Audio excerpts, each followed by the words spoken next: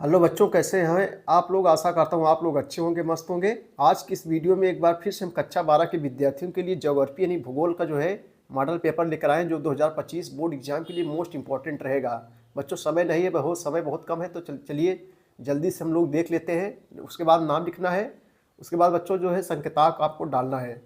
ठीक है, यानी जो है समय मिलेंगे कितना बच्चों, समय जो है आपको जो है मिलेंगे 3 घंटे 15 मिनट, और पूर्णांक जो है रहेगा कितने अंकों का, 70 अंकों का जो है पूर्णांक रहेगा। तो चलिए देर न करते बच्चों हम लोग देखते हैं।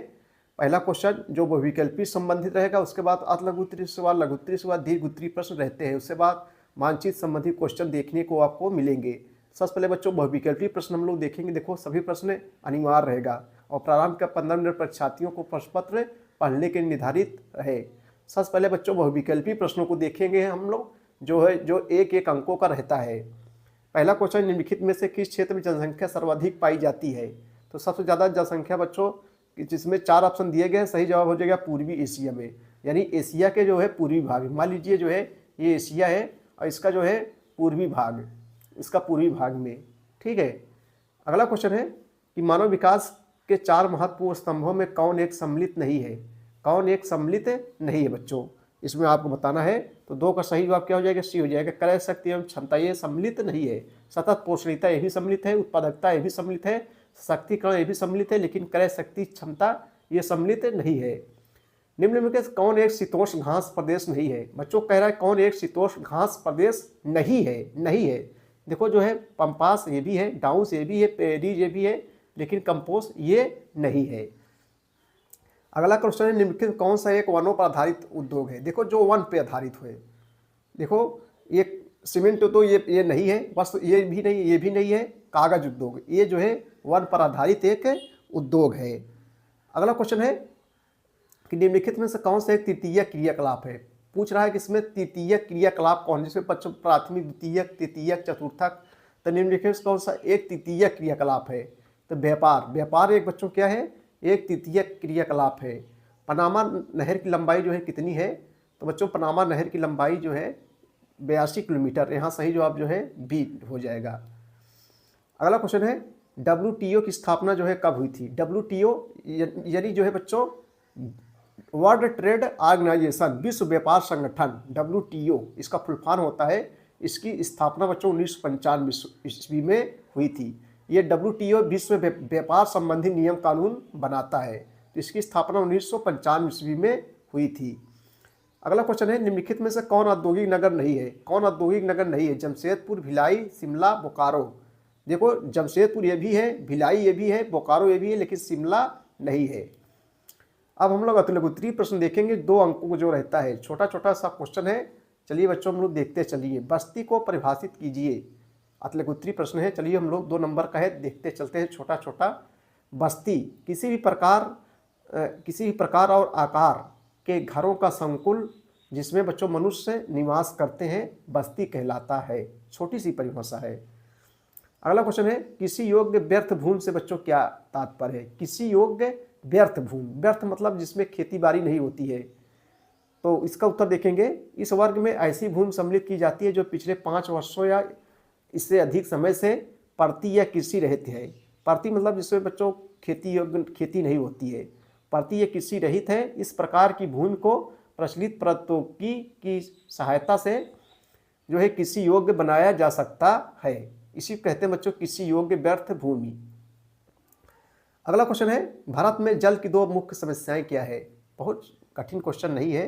भारत में जल की 2 मुख्य समस्याएं क्या है। तो उत्तर देखेंगे, भारत में जल की 2 मुख्य समस्याएं निम्नलिखित है। नंबर 1 जल की गुणवत्ता में कमी, नंबर 2 प्रति व्यक्ति जल उपलब्धता में जो है कमी। ठीक है, किन्हीं 3 अधात्विक अकार्बनिक खनिजों के नाम बताइए बच्चों। किन्हीं 3 अधात्विक, जो धात्विक नहीं है, अकार्बनिक खनिजों के नाम बताइए। तो उत्तर हो जाएगा 3 अधात्विक अकार्बनिक खनिज। नंबर 1 बच्चों अभ्रक हो गया, चूना हो गया, चूना पत्थर हो गया, डोलोमाइट। ठीक है, चूना पत्थर डोलोमाइट, अभ्रक, चूना पत्थर, डोलोमाइट। चलिए अगले क्वेश्चन की ओर हम लोग चलेंगे। नियोजन से बच्चों क्या अभिप्राय है। अगला क्वेश्चन है, नियोजन से जो है क्या अभिप्राय है। तो उत्तर हो जाएगा, नियोजन भविष्य की समस्याओं को ध्यान में रखकर विकास करने की एक प्रक्रिया है।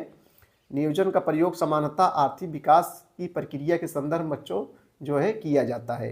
नियोजन देखो भविष्य की समस्याओं को ध्यान में रखकर विकास करने की एक प्रक्रिया है बच्चों, और नियोजन का प्रयोग समानता आर्थिक विकास की प्रक्रिया में के संदर्भ में जो है किया जाता है।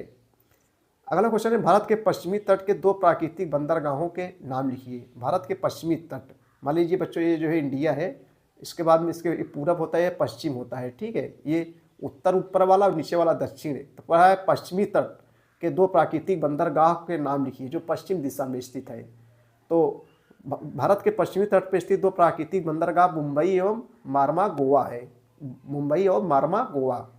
अंतर्राष्ट्रीय व्यापार किसे कहते हैं बच्चों? अंतर्राष्ट्रीय व्यापार जो देखो जब एक देश से दूसरे देश से बच्चों व्यापार होता है तो उसे अंतर्राष्ट्रीय व्यापार कहते हैं। जब अपने ही देश में, मान लीजिए अपने ही देश में हो रहा है तो उसे राष्ट्रीय व्यापार कहते हैं।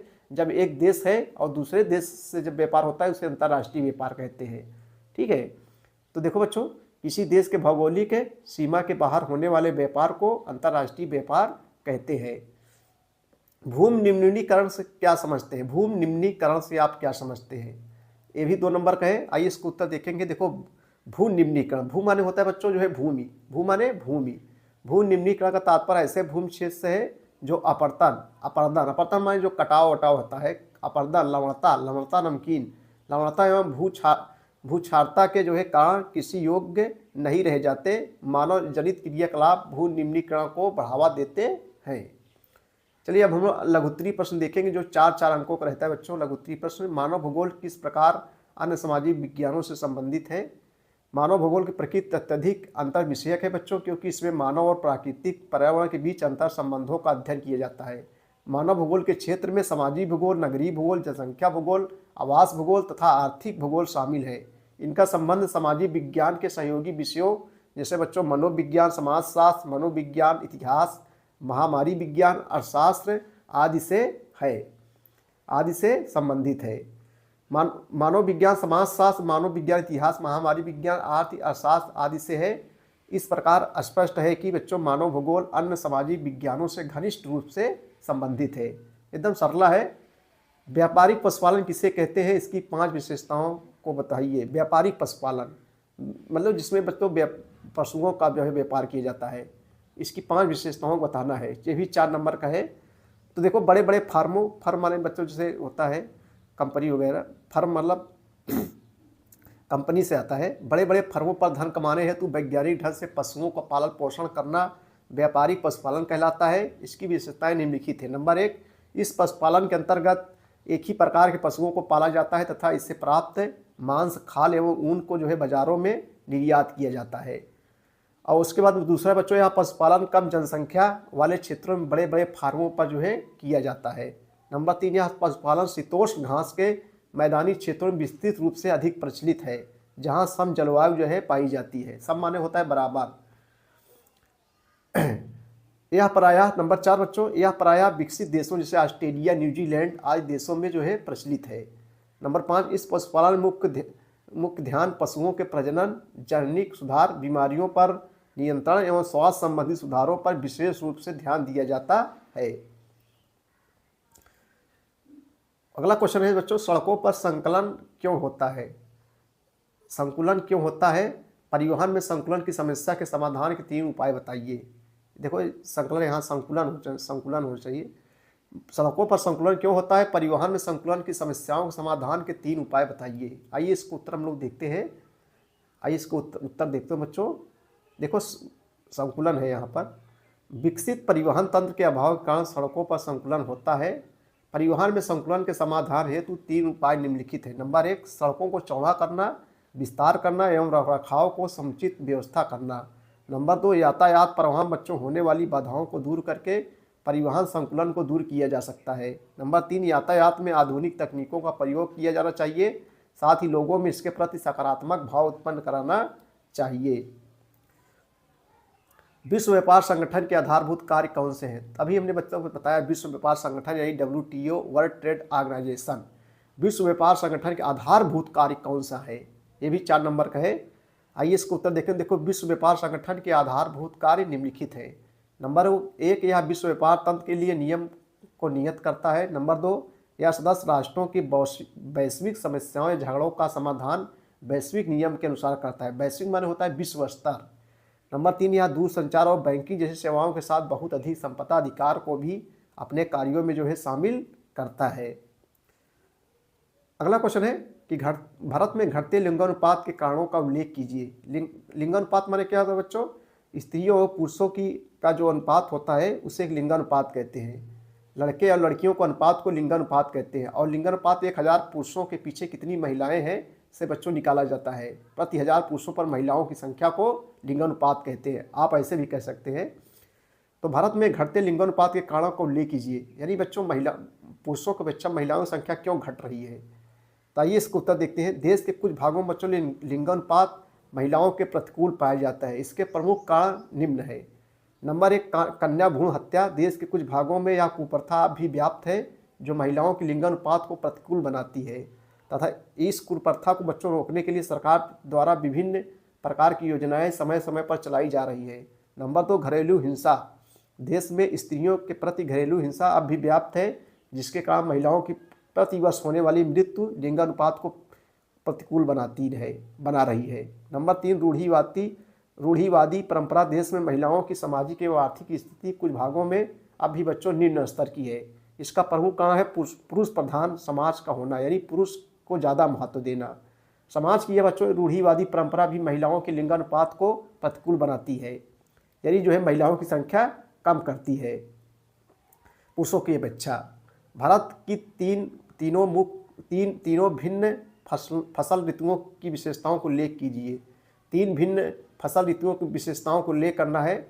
तो भारत की उत्तरी एवं आंतरिक भागों में 3 प्रमुख फसलें ऋतुएं हैं जो निम्न प्रकार है। नंबर 1, खरीफ की फसलें। खरीफ बच्चों यह फसलें दक्षिण पश्चिम मानसून साथ बोई जाती है जिसमें उष्णकटिबंधीय फसलें शामिल होती हैं। उदाहरण के जैसे चावल, कपास, जूट, ज्वार, बाजरा, अरहर आदि। खरीफ की फसलें सामान्यतः जून सितंबर तक होती है। रबी फसलों जो ठंडी में बोया जाता है, यह फसल अक्टूबर से नवंबर में बोई जाती है तथा मार्च अप्रैल में काटी जाती है, जिसमें कम तापमान वाली शीतोष्ण तथा उपोष्ण कटिबंधीय फसलें आती है। जैसे बच्चों हो गया गेहूँ हो गया, चना हो गया तथा सरसों आदि को शामिल किया जाता है। जायद मतलब जैसे बच्चों खरबूजा, खीरा, ककड़ी हम लोग ज़्यादा खाते हैं तो ये जायद के अंतर्गत आता है। यह एक अल्पकालिक ग्रीष्मकालिक फसल है जो रबी फसल की कटाई के बाद बच्चों बोई जाती है। अब इस समय बोया जाएगा। इसमें खरबूज, खीरा, ककड़ी, सब्जियां एवं चारे की फसलों की कृषि सिंचाई के आधार पर जो है की जाती है।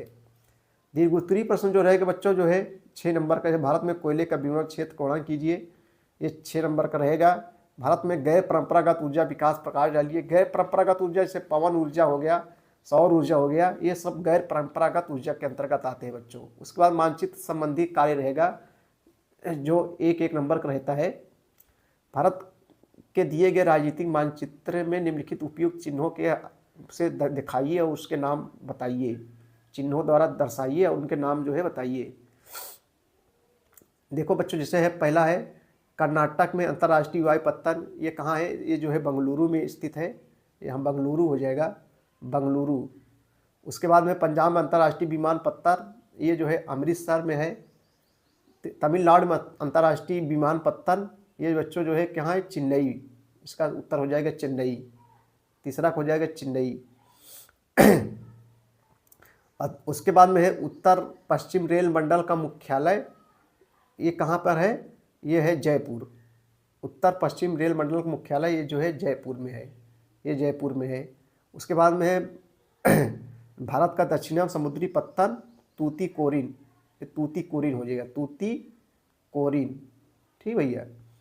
उसके बाद बच्चों विश्व के दिए गए रेखा मानचित्र उपयुक्त चिन्हों के द्वारा निम्नलिखित को दर्शाइए, उनके नाम लिखिए। विश्व द्वारा पूछा जाएगा, ये भी 1 नंबर का। जैसे विश्व में सबसे अधिक जनसंख्या वाला देश कौन सा है? तो बच्चों जो है भारत। पहले चीन था, अब जो है भारत का हो गया है। एशिया का सबसे अधिक मानव विकास सूचकांक वाला देश कौन सा है? हांगकांग है, हांगकांग है। तीसरा है विश्व में रोपण कृषि का एक देश, तो भारत है बच्चों। चीन की राजधानी नगर बीजिंग हो जाएगा, ये बीजिंग हो जाएगा। विश्व का सबसे बड़ा मेगा नगर ये जो है टोक्यो हो जाएगा, लास्ट वाला जो है टोक्यो हो जाएगा। तो बच्चों इस प्रकार जो है क्वेश्चन पूछे जाएंगे। वीडियो देखने के लिए बहुत बहुत धन्यवाद। Thank you.